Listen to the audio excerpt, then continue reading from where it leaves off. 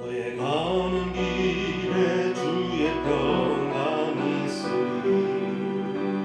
평강의 와 함께 가시리. 너의 걸음 주 인도하시리. 주의 강한 손 너를 붙이리. 너의 가는 길에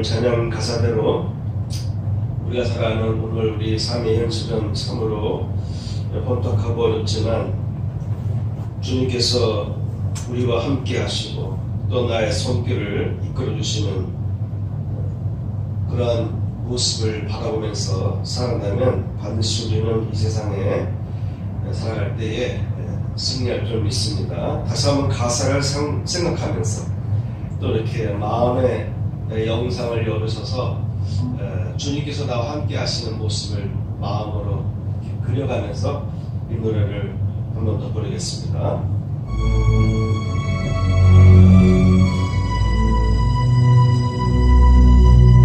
너의 가는 길에 주의 평강이 있으리 평강의 와 함께하시리 너의 걸음 걸음 주 인도하시리 주의 강한 손을 쓰리 너의 가는 길에 주의 축복이 있으리 평강의 함께 가시리 내가 밟는 모든 땅 주님 다스리리 너는 주의 길 걷게 되리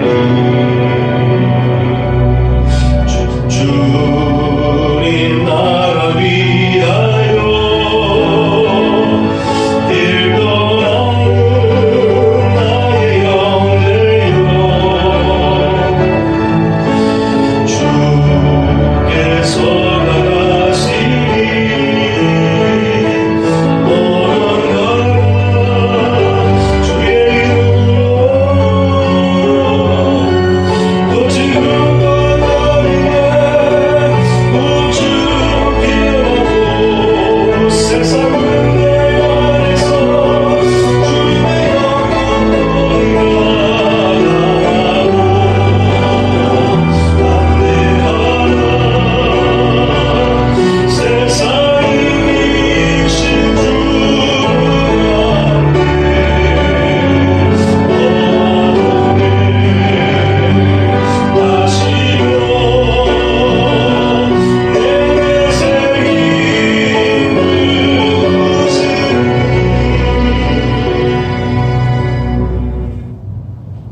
주님 이 자리에 오셔서 우리가 드리는 찬양과 영광의 시간을 받아 주옵소서.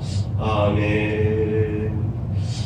다 같이 일어나셔서 찬송 32장 부르겠습니다.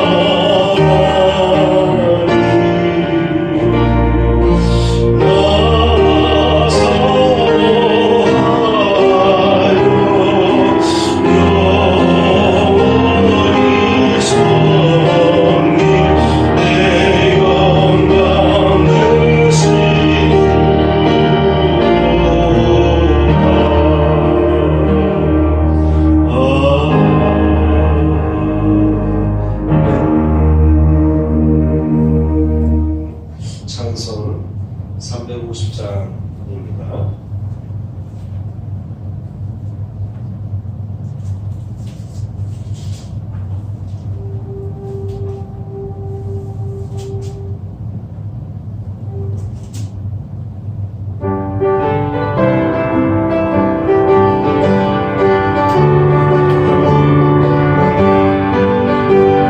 우리들이 서울 곳을 아니요 우리들이 서울 곳으로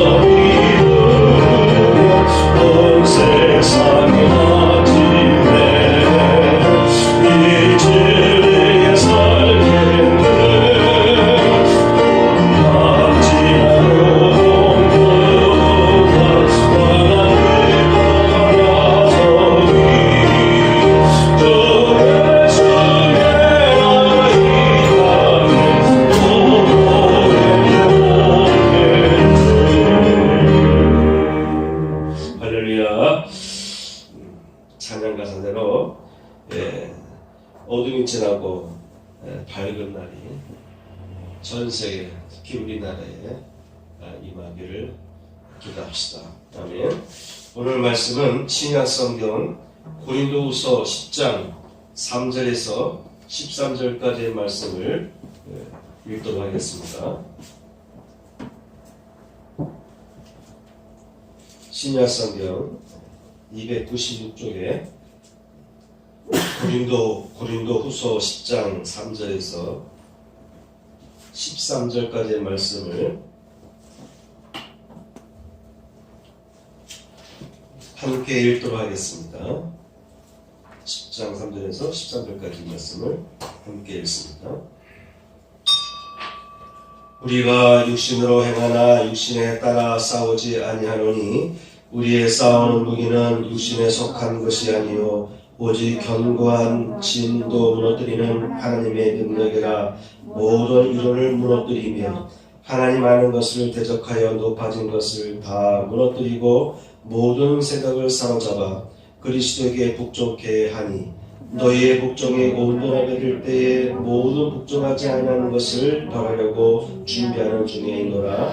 너희는 외모만 보는도다. 만일 사람이 자기가 그리스도에게 속한 줄을 믿을진대 자기가 그리스도에게 속한 것 같이 우리도 그러한 줄을 자기 속으로 다시 생각할 것이라. 주께서 주신 것은 너희를 무너뜨리려 하신 것이 아니요 세우려고 하신 것이니 내가 이에 대하여 지나치게 자랑하여도 부끄럽지 아니하리라. 이는 내가 편지들로 너희를 놀라게 하려는 것 같이 생각하지 않게 하려 함이라. 그들의 말이 그의 편지들은 무게가 있고 힘이 있으나 그가 몸으로 대할 때는 약하고 그 말도 시원하지 않다 하니 이런 사람은 우리가 떠나 있을 때에 편지들로 말하는 것과 함께 있을 때에 행하는 일이 같은 것임을 알지니라. 12절 우리는 자기를 칭찬하는 어떤 자와 더불어 감히 짝하여 비교할 수 없노라. 그러나 그들이 자기로서 자기를 헤아리고 자기로서 자기를 비교하니 지혜가 없도다. 그러나 우리는 분수 이상의 자랑을 하지 않고 오직 하나님이 우리에게 나눠주신 그 범위의 한계를 따라 하노니 곧 너희에게까지 이르는 것이라. 아멘. 제목을 보시겠습니다. 자, 제목을 읽어주세요. 시작. 견고한 진을 무너뜨리고 세우는 권세에 관해서 말씀을 전하겠습니다.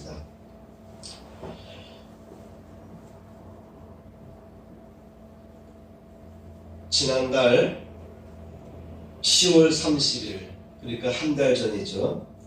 10월 30일이 마틴의 종교개혁 503주년 되는 그런 날이었을 겁니다. 우리 기독교는 아마도 10월 1일에 종교개혁 기념주일로 지켰을 거예요.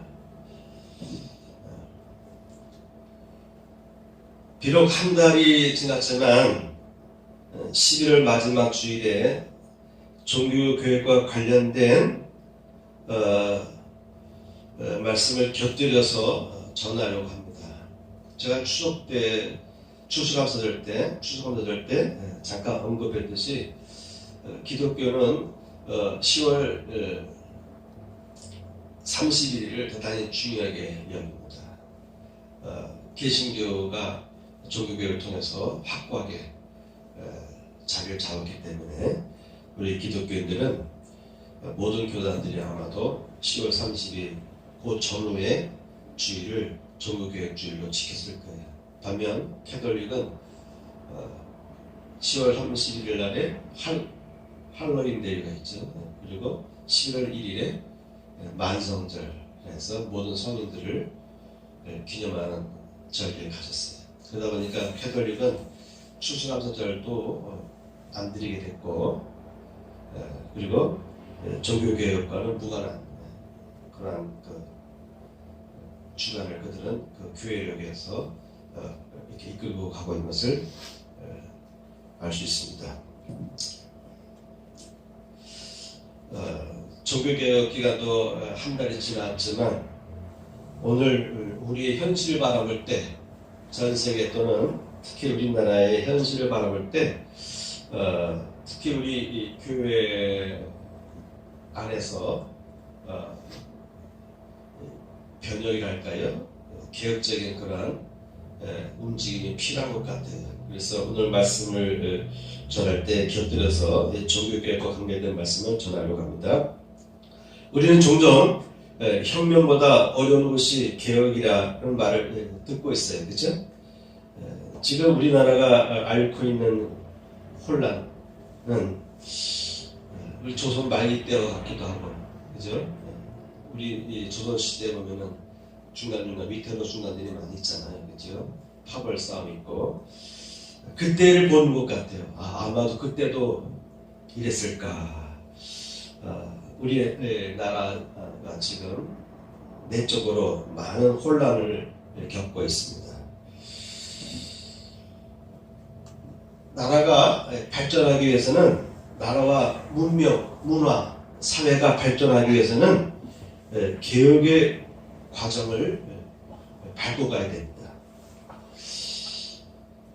우리가 지금 앓고 있는 이러한 혼란은 더 나아가는 과정, 개혁을 향해서 더 나아가는 과정에 놓여 있기 때문이다라고 저는 생각해 보고 싶어요.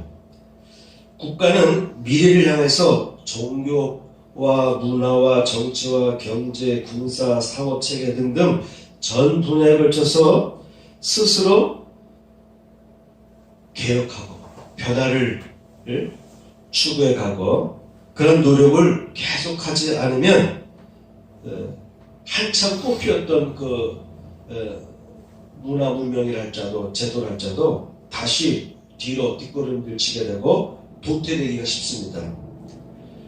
사람은 군사를 빼기 위해서 아마도 2, 3개월에 걸쳐서 자신의 식욕과 아주 치열하게 힘겹게 싸워야만 다이어트에 성공할 수 있게 됩니다. 그런데 그렇게 어렵게 만든 몸매가 원상태로 되돌아가는 것은 오래 걸리지 않는다고 합니다. 한 나라가 단기간에 여러 분야에서 개혁을 잘 이루어서 상당한 결실을 보기도 하지만 어떤 정치 집단이나 지도자가 나라를 이끌고 가느냐에 따라서 다시 원래의 무질서하고 부정과 부패가 만연한 사회로 쉽게 되돌아가기도 합니다. 사실 우리의 삶이라는 것은 자기와의 싸움이라고 볼 수가 있어요. 나 자신을 스스로 개혁하지 못하고 나 자신을 스스로 성찰하지 못하고 나아갈 때는 나도 모르게 순간적으로 부패한 상태로 전락하고 말아버려요. 모든 영역에 걸쳐서 시대에 맞게 그리고 다가올 시대를 향하여 꾸준히 준비하고 개혁해 나가지 않는다면 그동안 쌓아놓은 모든 노력이 어느 순간 다시 물거품이 되는 것이 우리 인간들의 사회의 이 발전 모습을 보면 보여지게 됩니다. 그렇죠? 희한해요. 사람이 위대한 것 같지만 그렇게 쌓아놓은 그 업적도요, 그런 사회 제도, 문화, 문명들이 어느 순간에 그냥 무너지게 돼요.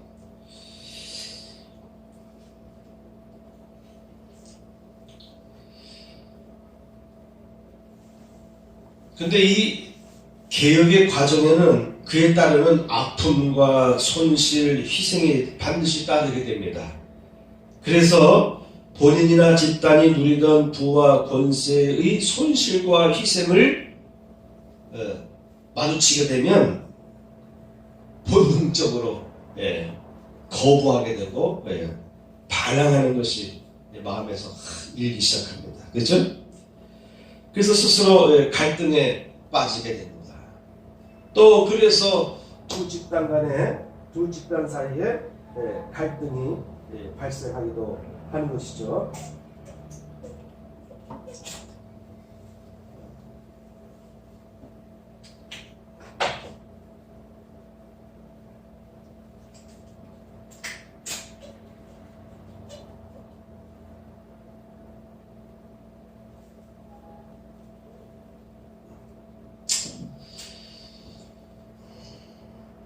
그래서 더 나아가기 위해서는 어쩔 수 없는 이런 마찰과 아픔의 과정을 겪게 되는데, 그럼에도 불구하고 사람은 계속 전진해 나가야 됩니다. 우리 기독교인도 마찬가지예요. 기독교의 시작과 발전, 그리고 오늘에 이르기까지 우리 기독교가 이렇게 발전하고 성장할 수 있었던 이 모든 과정을 살펴보게 되면 교회도 이 개혁의 과정을 밟아왔던 것을 알게 됩니다. 우리 기독교에 있어서 최초의 종교 개혁자는 예수님이셨어요. 예수님은 구약과 신약을 잇는 기독교 복음을 전하였죠.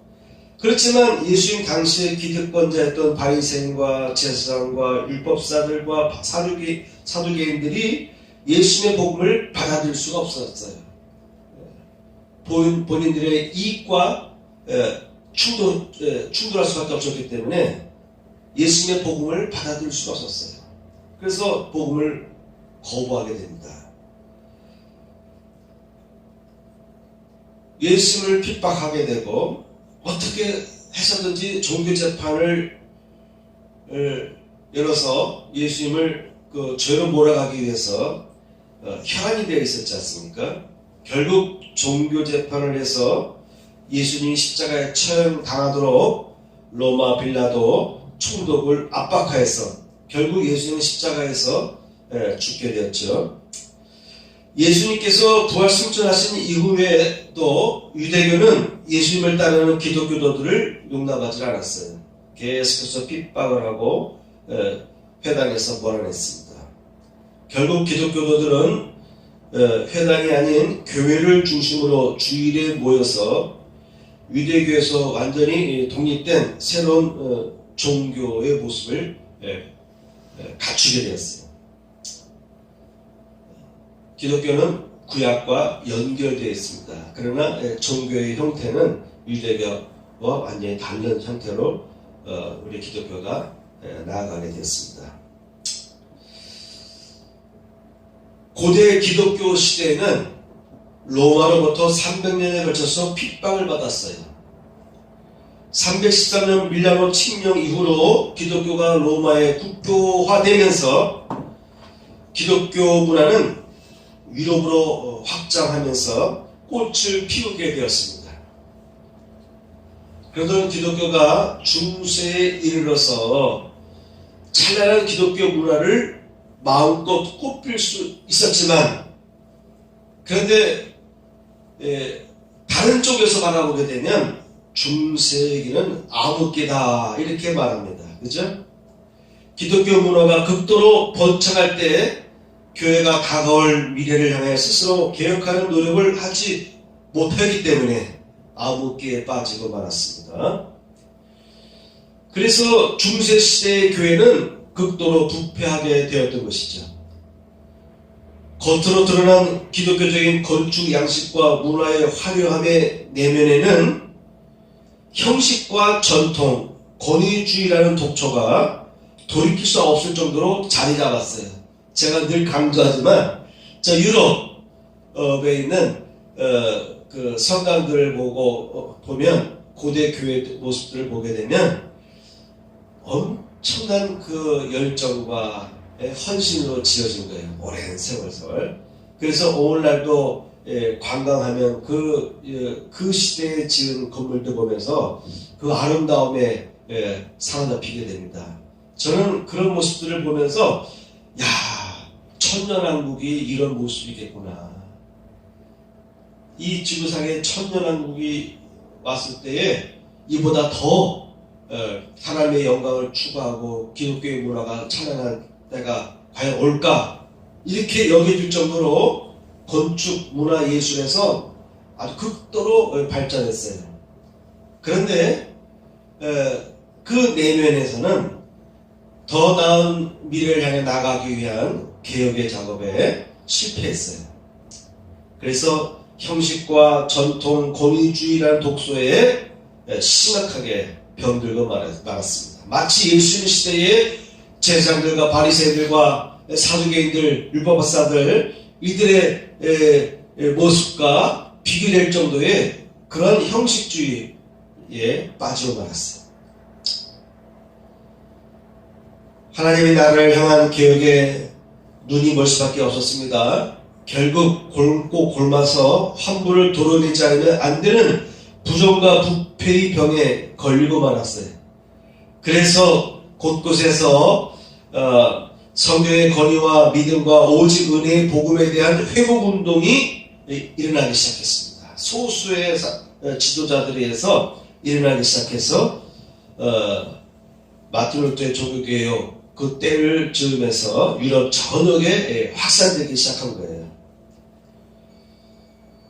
종교개혁을 일으켰던 사람들 보면 마틴 루터보다도 100년 앞서서 종교개혁을 일으켰던 그런 인물들도 있습니다. 체코에 있는 얀 후스라는 사람이에요. 이분은 종교개혁을 시도하다가 그 화형당하는 비극을 겪기도 했는데 이미 1412년에 교황의 면죄부 판매와 성직 매매, 교회 부패, 세속화를 비판하는 종교 활동을 했어요. 종교 개혁가의 길을 걸었습니다. 그래서 이분은 종교 개혁을 주도하다가 이단으로 정죄돼서 1415년 7월 6일에 화형을 당했습니다. 15세기 중반에는 이탈리아에서는 피렌체를 중심으로 사보나 롤라라는 분이 또 교회 개혁, 종교 개혁가로서 활동했습니다. 그리고 나서 스위스와 독일에서 두세 명의 종교 개혁가들이 활동을 하는데 대표적으로 스위스에서는 쯔빙글리라는 분이 활동을 했습니다. 그리고 독일에서는 마틴 루터가 종교개혁 활동을 했습니다. 쯔빙글리 이후에 칼빈이 스위스와 프랑스 등지에서 또 종교개혁의 길을 바톤을 이어받아서 종교개혁의 길을 걸어갔어요. 이들은 모두 오직 성경으로 돌아가자, 오직 믿음으로, 오직 은혜라는 공통된 기반 위에서 종교개혁을 시도해 갔습니다. 쯔빙글리는 루터의 1518년에 루터의 면죄부 판매를 비판하고 루터와 거의 동시대의 교회 개혁을 주도해간 인물입니다.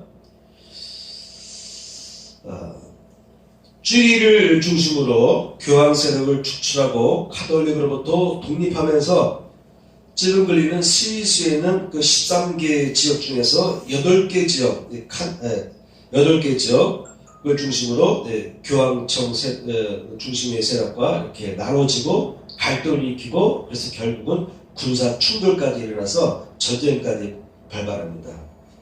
그런 가운데 양측이 합의를 해서 신교와 구교, 종교 개혁을 일으키는 쯔빙글리를 중심으로 하는 제세례파 이 종교를 인정해주고 또 캐톨릭의 종교도 인정해주는 양대 기독교 세력이라고 할까요? 구교와 신교를 서로 인정해주는 가운데서 서로 이렇게 휴전 조약을 맺게 됐습니다. 마틴 루터는 1517년 10월 31일에 95개 조항의 지휘서를 비텐베르크 성당문에 붙이고서 종교개혁을 시작했어요. 마틴 루터가 종교개혁을 성공할 수 있었던 것은 이와 같이 100년 전부터 준비되었던 많은 개혁가들의 활동에 기반이 되었고 또 독일의 봉건 영주들과 주교들이 루터의 개혁에 전부 동참하면서 로마 교황적인 지도를 받은 프랑스와의 또 이렇게 전쟁을 벌였는데 이런 오랜 싸움을 하게 됩니다. 그래서 1600년대 시대만 하더라도요, 1600년대만 하더라도 30년 종교전쟁까지 발발합니다. 이때는 뭐 800만 명이 어쨌든 전쟁 등 여러 가지 또 전쟁으로 인한 사회의 혼란과 위기 속에서 800만 명이 죽었다는 얘기도 있어요. 이와 같이 종교도 개혁해 나가는 과정에서 이렇게 전쟁도 발생하고 갈등 속에서 전쟁도 발생하고 그러한 그 희생의 대가를 치르면서 오늘날의 기독교가 탄생하고 이렇게 기독교가 자유롭게 예배드릴 수 있는 시대가 되었습니다. 제가 그 마틴 루터의 그 종교개혁지를 돌아보니 그대로 그 가이드한테 들은 내용들 보니까 그 당시에는 교황청과 싸울 때에 교황청 세력을 그 666의 세력, 사단의 세력으로 규정하고 치열하게 싸웠어요.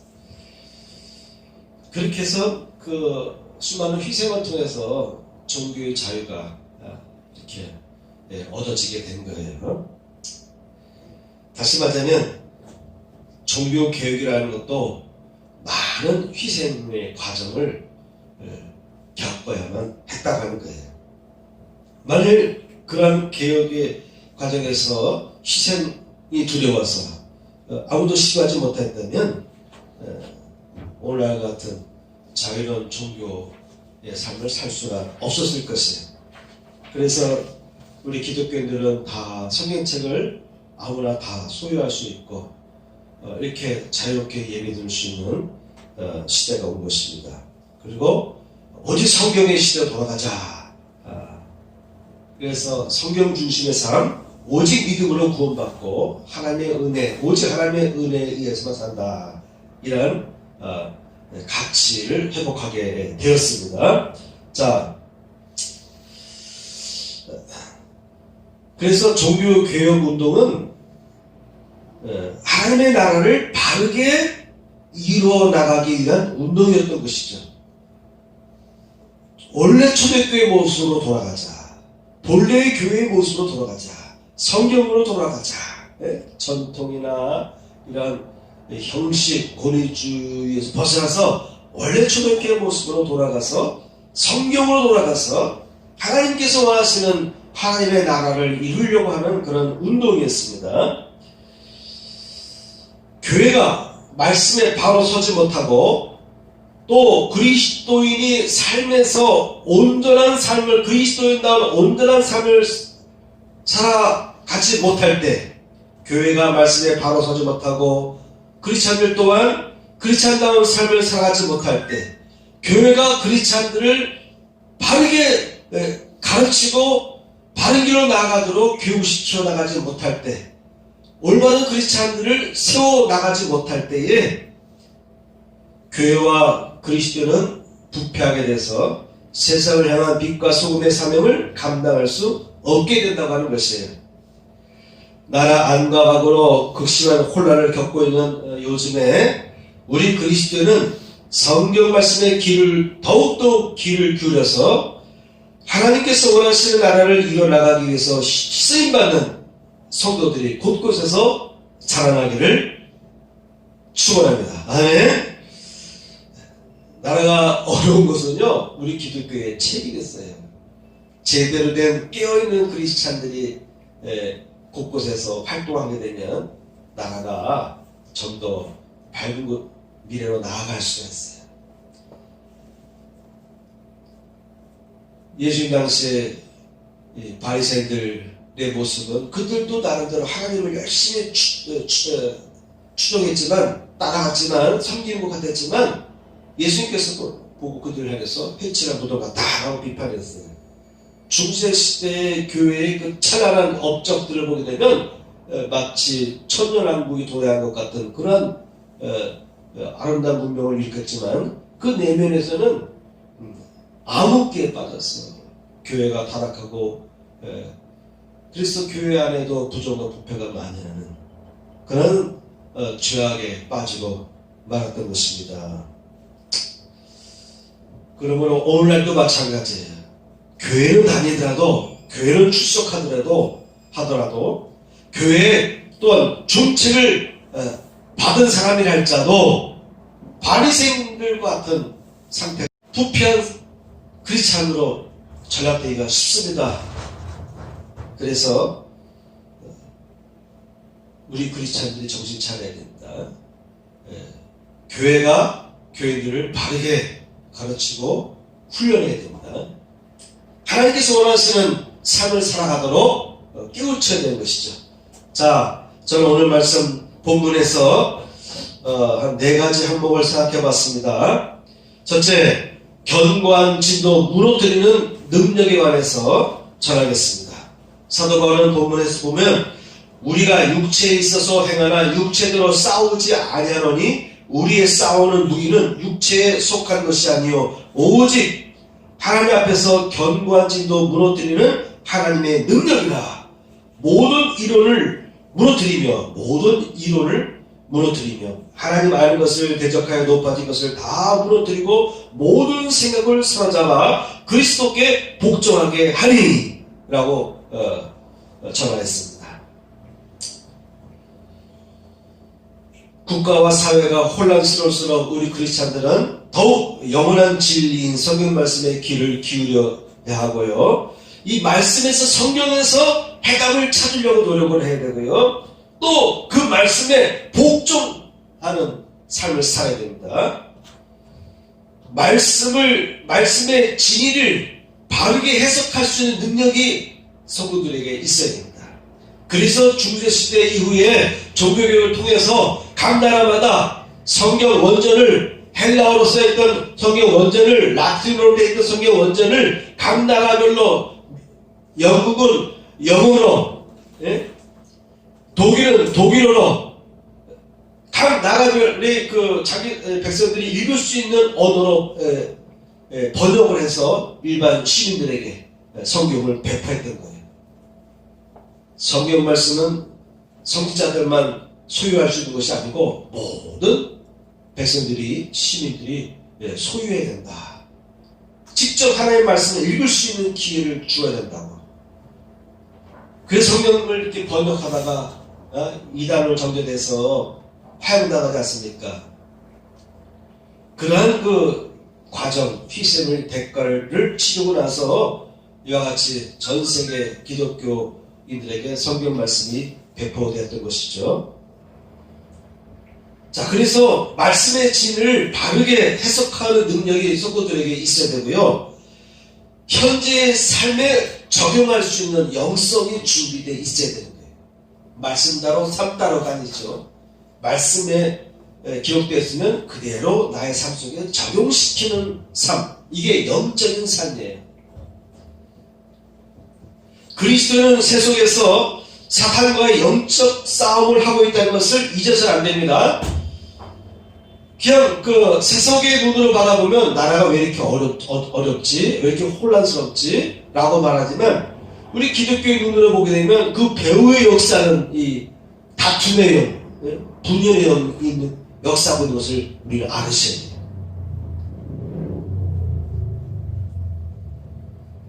우리의 삶은 영적으로 사단과의 싸움을 살아가야 되는 것이에요. 근데 이 사단이 역사하는 필드가 있어요. 예전에는 사단 귀신이 역사할 때에는 물론 정신적인 질환 또 몸의 병을 통해서 역사하지만 중세시대 이후로 많은 여러가지 회개한 이야기들을 첨가해서 귀신은 뿔 달린 귀신, 그죠? 그래서 두려움과 공포의 스릴을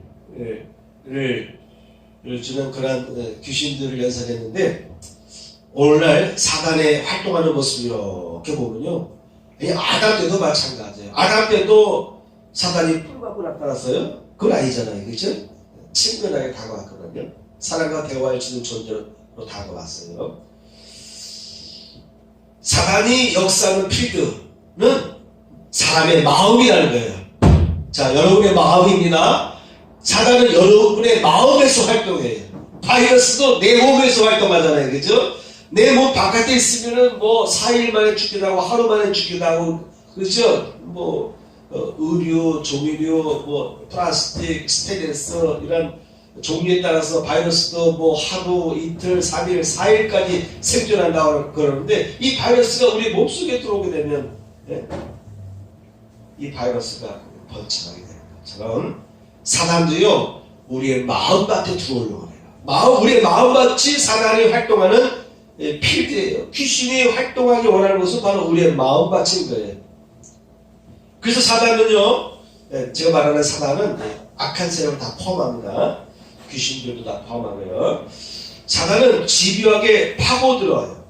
우리의 마음을 집요하게 파고들려고 노력합니다. 그래서 마음을 병들게 하려고 합니다. 바로 우리의 마음에서 역사에서 우리의 생각을 사로잡으려고 그러는 거예요. 가치관을 왜곡시키고 가치관을 변조시키고 그릇된 문화와 이설에 빠지게 해요. 그래서 사단은 항상 우리의 생각을 통해서 침투해 들어옵니다. 예수님께서 말씀했잖아요. 사단이 그의 생각을 통해 들어왔다고. 누구? 가룟 유다에게 또는 베드로에게, 그 충성스러운 베드로에게도 주님 앞에 충성을 맹세하는 베드로의 그 말 속에도 순간적으로 자신의 말이 사단의 유혹에 의해서 넘어간 말인 줄 몰랐잖아요. 사단아 너는 나를 넘어뜨리게 하는도다 했잖아요. 그래서 여러분 사단의 역사는 활동 영역은 바로 필드는 우리의 마음이에요. 마음에서 일어나는 생각을 어떻게까지 침투하고 왜곡시키려고 노력합니다. 고린도후서 2장 17절 말씀 보면은 우리는 수도한 사람과 같이 하나님의 말씀을 혼잡하게 하지 않냐고 이렇게 말합니다. 순전함으로 하나님께 받은 것과 같이 하나님 앞에서와 그리스도 안에서 말한다. 제대로 된 사역자들, 제대로 된 크리스찬들은요 하나님의 말씀을 혼잡하게 안 합니다. 이단들의 특징이 뭐예요? 이단들의 특징은 말씀을 자꾸 변조시켜요. 그럴듯한 것 같은데 이렇게 보면은 거짓에 기초를 두고 있고 말씀을 변조시킵니다. 그래서 사도 바울 시대에도 초대교회 때도 보면 이단들이 활동을 하는데 그들의 특징이 뭡니까? 우리는 수다한 사람과 같이 이미 초대교회 당시에도 바울이 활동할 당시에도요 수다한 사람들이 교회 안강하게 해서 교회를 무너뜨리기 위해서 복음을 변질시키기 위해서 활동했던 거예요. 하나님의 말씀을 혼잡하게 했다 이 말이에요. 조심하셔야 됩니다. 교회라고 해서 무한 곳이 절대 아니에요. 오히려 교회 안에 사단의 역사가 강하게 일어납니다.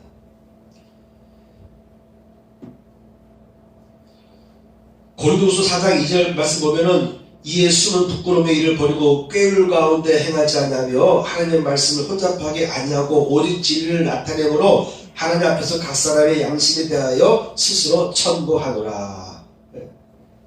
제대로 된 크리스찬들은요 부끄러운 일을 안 해요. 숨은 부끄러움의 일을 버리게 되고 꾀우를 따르지 않습니다. 하나님의 말씀을 혼잡하게 아니하는 거예요. 오히려 진리의 말씀으로 나타낸 하나님 앞에서 각 사람의 양심에 대하여 스스로 천거한다. 크리스찬은요 양심적인 사람이 됩니다. 크리스찬일수록 양심적인 사람이 되어야 돼요. 크리스찬일수록 비양심적이고 크리스찬일수록 자기 양심을 속이는 사람이 돼서는 안 되는 거예요. 오히려 그리스도인은 양심이 발달돼요.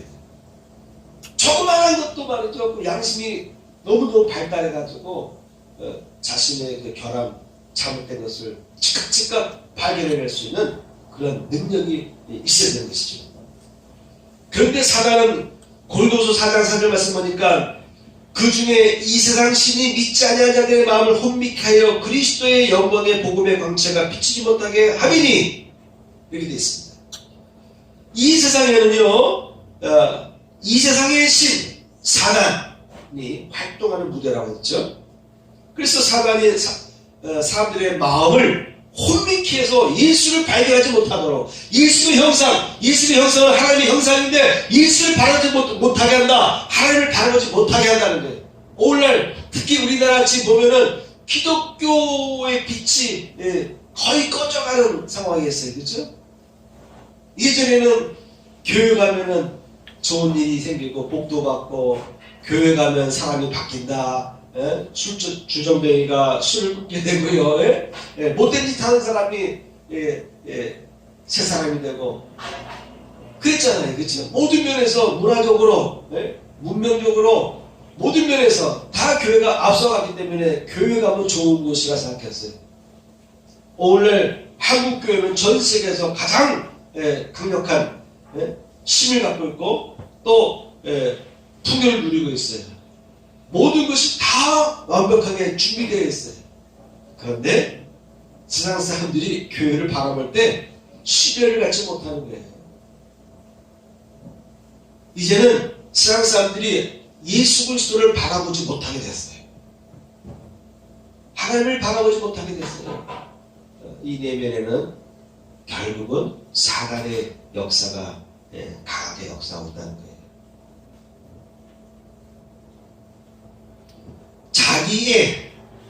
자기 집단의 그 이익을 중심으로 살아가는 것이 오늘 특히 우리 한국 사회에서 만연하고 있는데, 여러분 크리스찬은 자기애와 집단 이기주의를 넘어서는 사람들이어야 되는 거예요.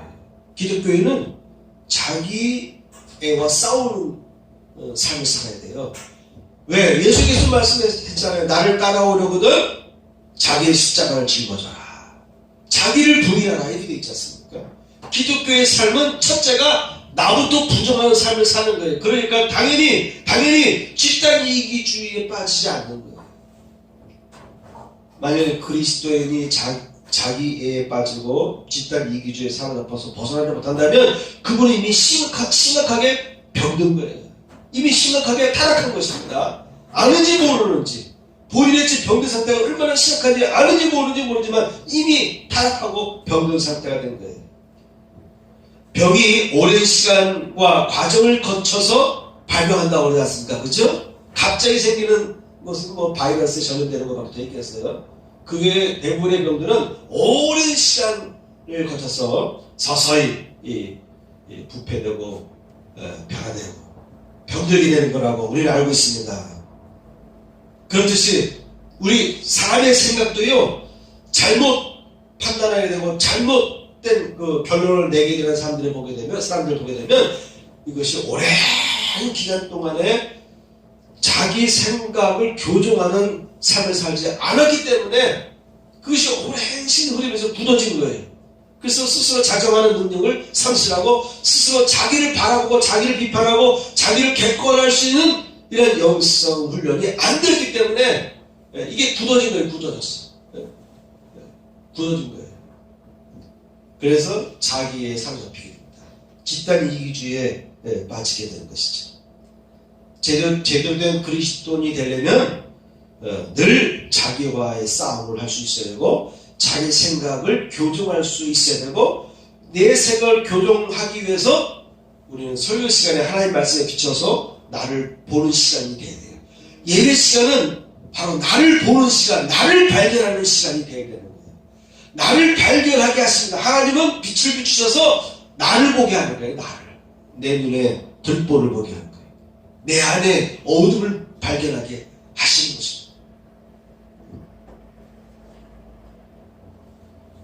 오랜 시간 동안에 자신의 생각에 교정을 받는 훈련을 하지 못하게 되면 결국 마음밭이 병들게 됩니다. 마음이 병들어요.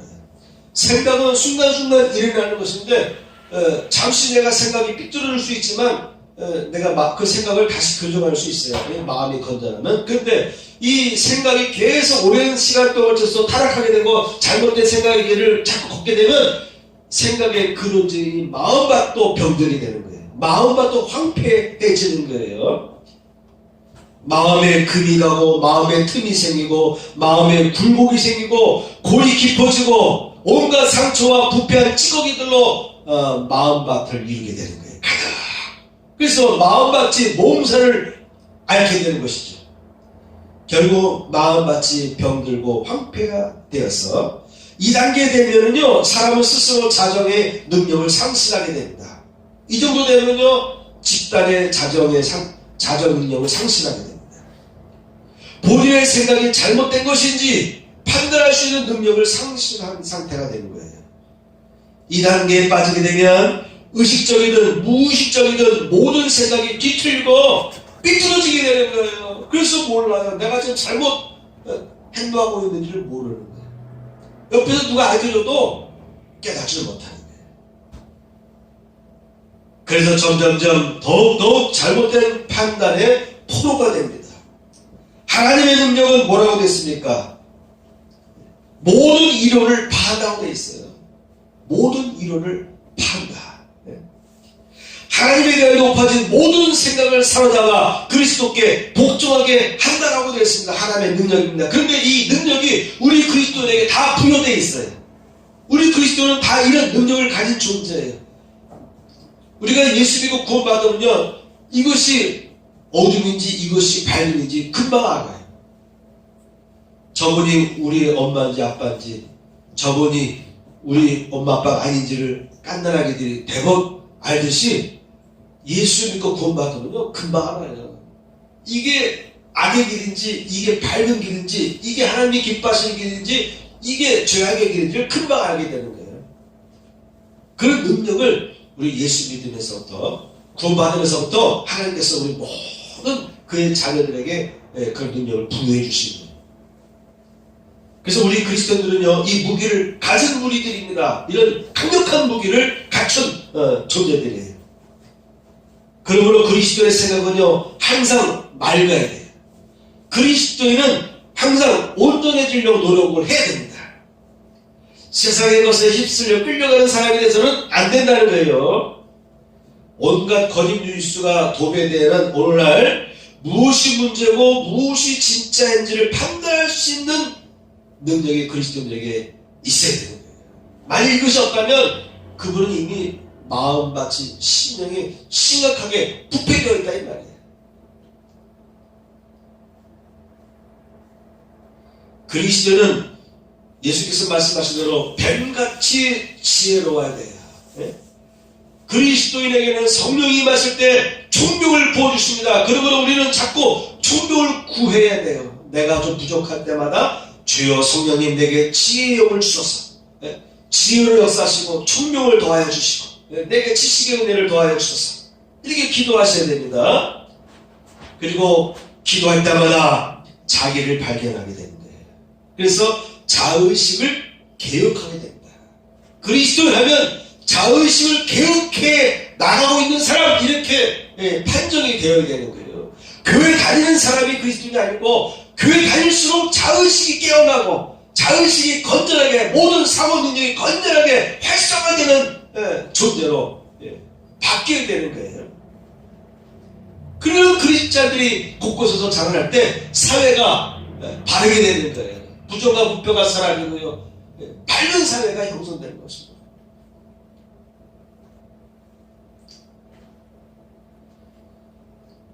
우리나라에도 제대로 된 크리스찬들이 사회 곳곳에서 활동하기를 바랍니다.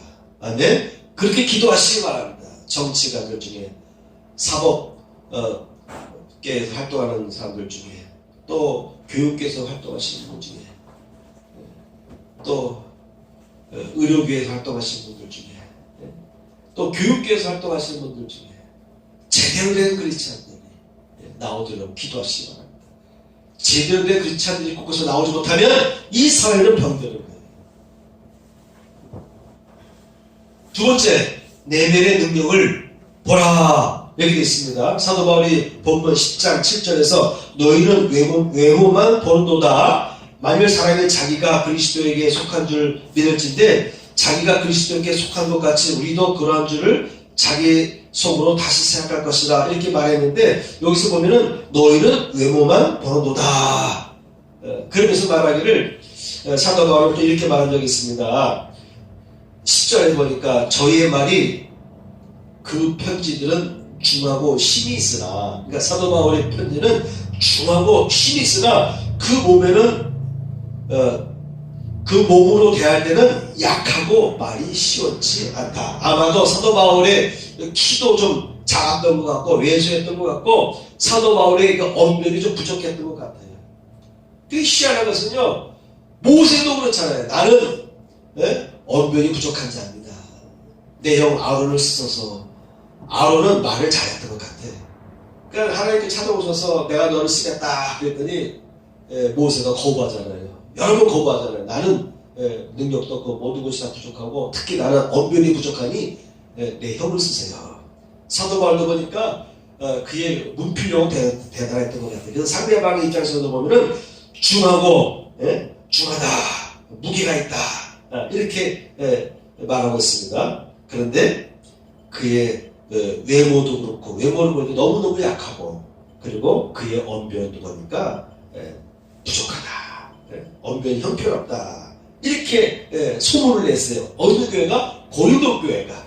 사도 바울이 개척하여 힘들게 개척했던 그 교회가 크게 부흥했습니다. 지금의 그리스에서 고린도 항구는 그 당시에 가장 큰 항구였어요. 그런데 그 고린도 교회가 크게 부흥합니다. 부흥하는데요, 성령 운동까지 일어났어요. 성령의 역사 강하게 일어났습니다. 그래서 온갖 신비한 역사까지 일어났어요. 그런데 성령의 역사는 강하게 일어났는데 그들의 생활 모습은 아주 지저분했어요. 음란이 교회까지 들어오고 음란의 영이 교회까지 들어오고 안 좋은 일들이 많이 일어납니다. 그래서 사도 바울이 두 번에 걸쳐서 고린도 교회에 편지를 쓴 거예요. 그런데 고린도 교회들은 바로 이 사도 바울을 향해서 언변이 좋지 못하다, 말이 시원치 않다 이렇게 또 얘기하기 시작했습니다. 저도 요즘에 보면요, 제가 나이 먹어서 그런지 자꾸 제가 말이 부족해지는 게 느껴져요. 저도 중고등학교 때 말 잘 못했던 거로 줄 알고 있어요. 저도 언변이 되게 없었어요. 나도 언어 능력이 부족했었어요. 특히 중고등학교에서 나이 모습 보면은. 근데 제가 그동안 설교하면서 또 사람들 대화할 때 보면은 많은 사람들이 나의 말에 대해서 놀라고, 내가 말 잘하는 사람으로 이렇게 대하기도 하는데, 제가 요즘에 자꾸 느끼는 것은 특히 설교 시간에 설교를 하면서 제가 영상 편집하면서 연락해보니까 제가 언변이 많이 부족하다는 걸 제가 많이 느끼고 있어요. 근데 사도 바울이 이렇게 말했습니다. 내가 속히 너희에게 나아가서 교만한 자의 말을 알아볼 것이라. 오직 그 능력을 알아보겠노라. 하나님의 나라는 말에 있지 않냐고 능력에 있으리라.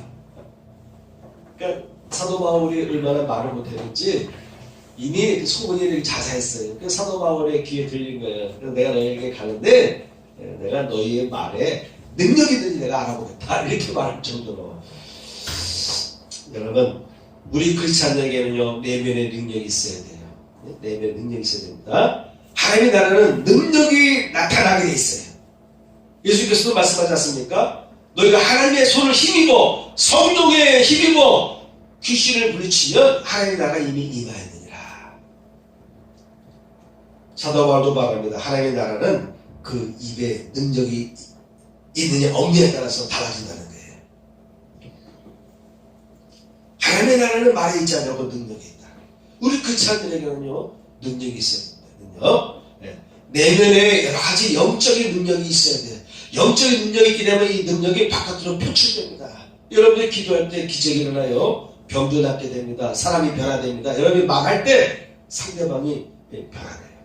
여러분이 축복을 선포하면 여러분의 선포한 그 축복이 그 사람에게 임하게 돼요.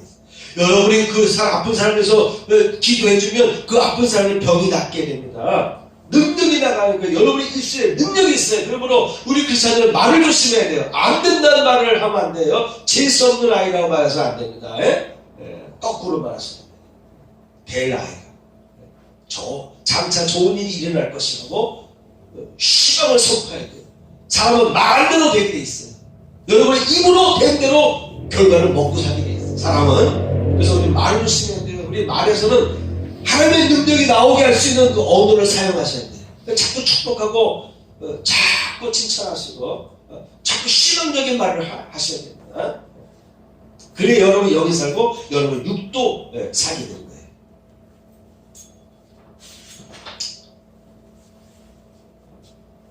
세 번째, 세우는 권세입니다. 본문 8절 보니까 주께서 주신 권세는 너희를 무너뜨리려고 하신 것이 아니요 세우려 하신 것이니 내가 이에 대하여 지나치게 자랑하여도 부끄럽지 아니하리라. 사도 바울이 고린도 교회를 향해서 이렇게 훈계를 했었는데 1편과 2편에 걸쳐서 사도 바울이 쓴 서신 중에 가장 많은 분량, 고린도전서와 고린도후서 각 1서 2서마다 말이죠 분량이 엄청나요. 근데 그 내용을 이렇게 보면 우리 수요예배 시간마다 지금 계속 강론하고 있는데 계속 지적하는 내용이 나와요. 계속 지적하는 내용. 아주 지겹더라고. 아주 훈계하고 그렇게 살지 말라고 가르치는 내용들이 계속 나옵니다. 근데 이것을 잘못 보게 되면 나를 무너뜨리려고 한다, 나를 정죄하려고 한다 이렇게 생각할 수가 있어요. 여러분 상담할 때, 목사님과 상담할 때 저분이 나를 무너뜨리려 한다 이렇게 생각하시면 안 됩니다. 사도 바울이 뭐라고 얘기했습니까? 무너뜨리려고 하는 것이 아니고 세우려 한다. 제가 서두 얘기했죠. 개혁을 하지 않으면 안 된다고 했어요. 우리 크리스찬들이 이런 시대일수록 자기 스스로를 개혁해 나가야 된다고 얘기했습니다. 하나님은 그리스도인들을 이 세상에 바르게 세우길 원하십니다. 그리스도인들이 바른 생각을 가지고 바른 삶을 살아야 세상에 빛이 될 수가 있고 세상을 바른 길로 이끌어갈 수 있잖아요. 그래야 사회가 발전하고 문화가 발전하고 국가가 발전하는 것이죠. 하나님은 그리스도인들을 세우기 원하십니다. 이 시대 사회 곳곳에서 소수의 사람이랄지라도 제대로 된 그리스도인들을 세우길 원하십니다. 그러기 위해서 때에 따라서 하나님 우리를 견책하시고 강권하시고 때에 따라 채찍을 들기도 하시고요. 내 길을 가로막기도 하시고 깨우치기도 하시고 그렇게 하십니다. 하나님은 여러분을 세우기 원하십니다. 이 사회에서 이 나라에서 필요한 존재로 세우기 원하십니다. 마지막 네 번째, 주 안에서 사랑하라 이렇게 했습니다. 사도 바울이 말합니다. 우리는 한계를 안다. 하나님 앞에서 한계를 아는 무리들이다. 이렇게 말했어요. 여러분 그리스도인들일수록 한계를 깨닫는 사람들이어야 됩니다. 나의 한계가 무엇인지를 알아야 돼요. 하나님 앞에서 우리 인간의 한계가 무엇인지를 직시할 수 있어야 됩니다. 그래서 우리 크리스찬들은 항상 하나님을 향해서 감사하게 되고 하나님을 자랑하게 돼요. 무슨 자랑을 하더라도 하나님으로 인한 자랑을 하게 됩니다. 하나님께서 나를 여기까지 도와주셨어. 하나님께서 나를 지금까지 이렇게 세우셨어. 항상 무슨 자랑을 하든지 반드시 하나님의 은혜로 내가 이렇게 되었다. 하나님의 역사하심을, 하나님의 행하심을 자랑하고 하나님의 운행하심을 자랑하고 그런 삶을 살아가는 모습이 그리스도의 모습이어야 된다고 하는 것이죠.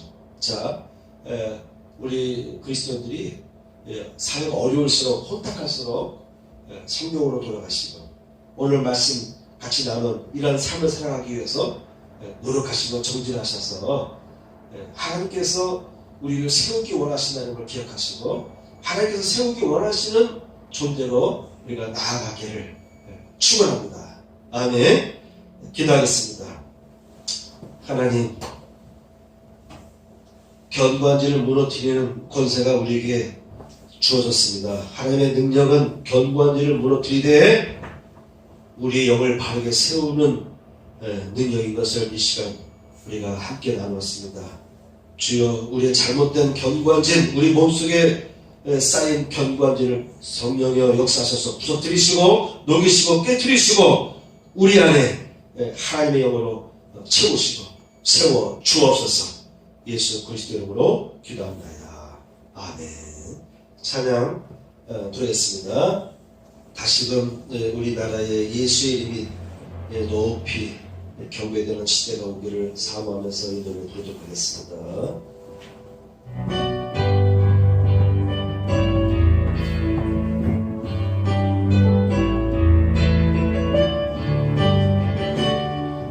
모든 이름 위에 뛰어난 이름 예수는 주 예수는 주 모든 무릎 꿇고 경배를 드리세 예수는 만유의 주님 예수는 주 예수는 주 온전한 마음으로 그 보좌 앞에 영광을 돌리세 예수 예수 예수는 주 한번 더 불러요. 모든 이름 위에 뛰어난 이름 예수는 주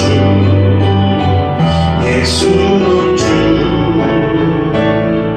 모두 무릎 꿇고 경배를 드리세 예수는 만유의 주님 주님 말씀하시면 내가 나아가겠습니다. 주님 뜻이 아니면 내가 멈춰 서리이다. 내가 가고서는 것 주님의 뜻에 있으니 오직 주님 나를 이끄소서. 이 노래 부르겠습니다. 우리 다 같이 일어나시겠습니다. 주님 말씀하시면 주님 말씀하시면 내가 나아가리라 주님 뜻이 아니면 내가 멈춰서리라 나의 가고 서는 곳 주의 뜻에 있으니 오 주님 나 이끄소서 다시 그곳에 나 있기 원합니다. 이끄시는 대로 순종하며 살리니 연약한 내 영혼 통하여 일하소서 주님 나라와 그 뜻을 위하여 오 주님 날 이끄소서. 위탁의 말씀 기도하겠습니다. 주님은 나의 죄를 속하기 위하여 십자가에서 대신 죽으셨습니다. 주여 내 죄가 사해졌습니다. 주님은 채찍에 맞으셨습니다.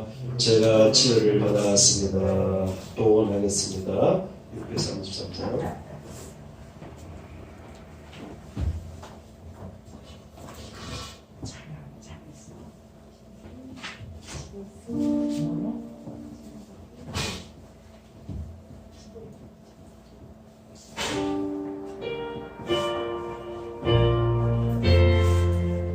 가슴을 손도 드시고 한 손을 이렇게 드시고 부르면 좋겠습니다. 나의 하나님 받으소서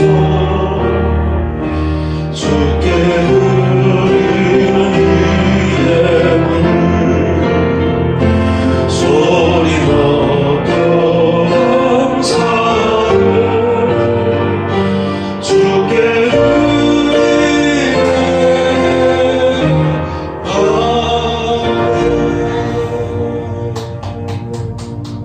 복원하겠습니다. 하나님 감사합니다. 오늘도 복된 날 허락해 주시고 저희가 11월 마지막 주일을 주 안에서 예배를 드릴 수 있도록 허락해 주시고 감사하고 특별히 이 시간 하나 앞에 드리는 11제물을 받으시고 복되게 하여 주옵시며 또한 감사한 주의 예물을 흠양하여 주옵소서. 이제는 우리 구주 예수 그리스도의 은혜와 하나님 아버지의 극진하신 사랑과 성령님의 감동감화 역사하시니 이제 참석한 성도를 위해 함께 하시기를 축원하옵나이다. 아멘.